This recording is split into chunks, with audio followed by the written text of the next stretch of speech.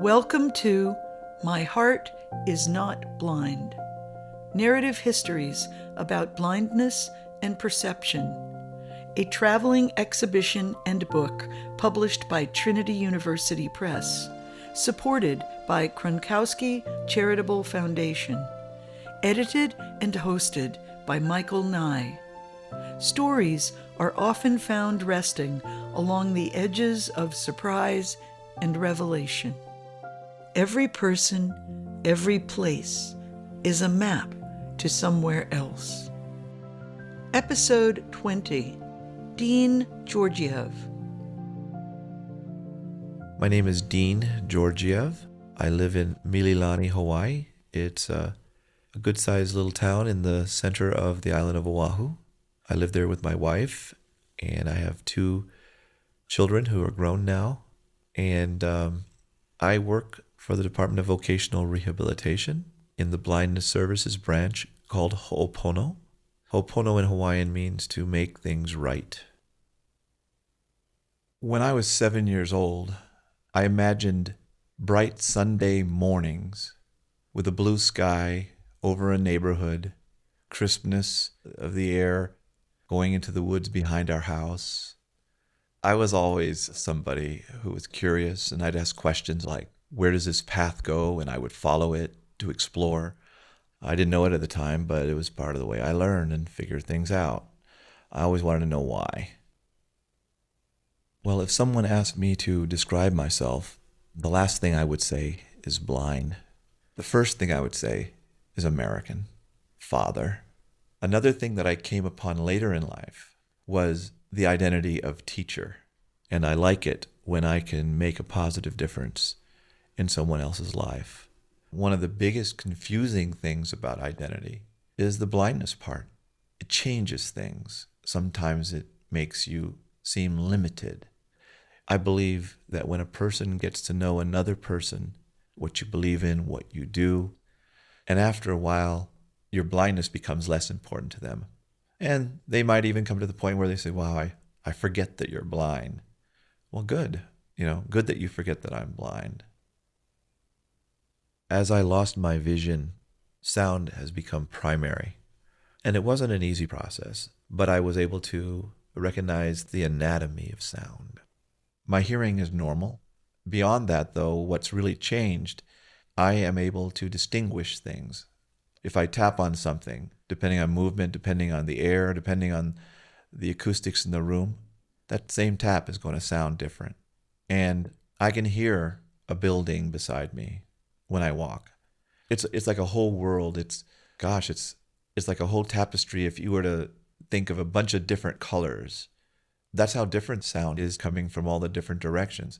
You could have the same exact sound, but because of what it's around or where it's coming from, you'll be able to figure out and give it meaning. Baseball is something I love. I love it in its symmetry. I love it in its rules. I love it in its tradition. There's just moments in a baseball game that can be just so dramatic. It's a sport that is quiet one moment, kind of a lazy pace to the game, that suddenly erupts in a burst of excitement that you can get a feeling for, the crack of a bat or a ball hitting a glove. And then there's the food that you smell. There's people around you. They're having conversations. And it is just totally non-visual experience that is so rich. That's my idea of heaven and beauty. There's one thing about blindness that really keeps a lot of blind people prisoners to themselves. And when I got to the point where I lost vision, to the point where it wasn't usable anymore, and I just let it go, I felt so free. I felt so unburdened, because now I could focus on non-visual learning. And what happened is the world just opened up. It was like if you take away the daylight, and then only when it's night are you able to see the vast universe of stars that are out there. So think of this analogy that the sun representing vision, and then all of a sudden it's gone. Well, what is there? There's not nothing. There's a whole universe of stars that reveal themselves to you. And that's what people don't know about blindness, that when you take away the vision, that you're taking away everything. No, you just basically uncover or allow other things to be revealed to you. Everyone in these narrative conversations knows something that no one else knows. Something important and valuable, a necessary wisdom born from experience.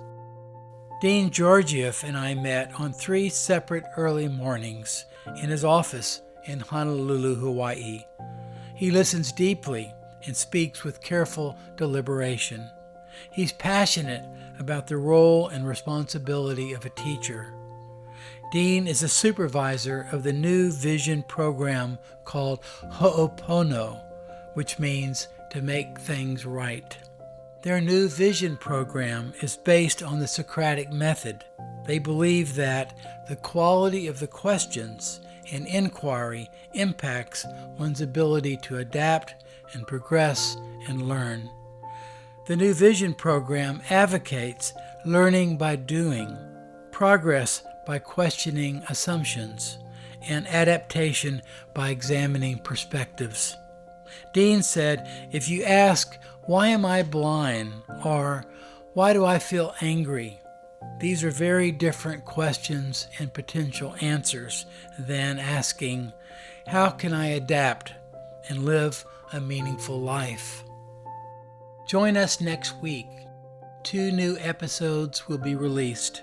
Please subscribe, rate, and review this podcast. You can also go to my website, michaelnye.org/podcast, for portraits and transcripts. Thank you for listening.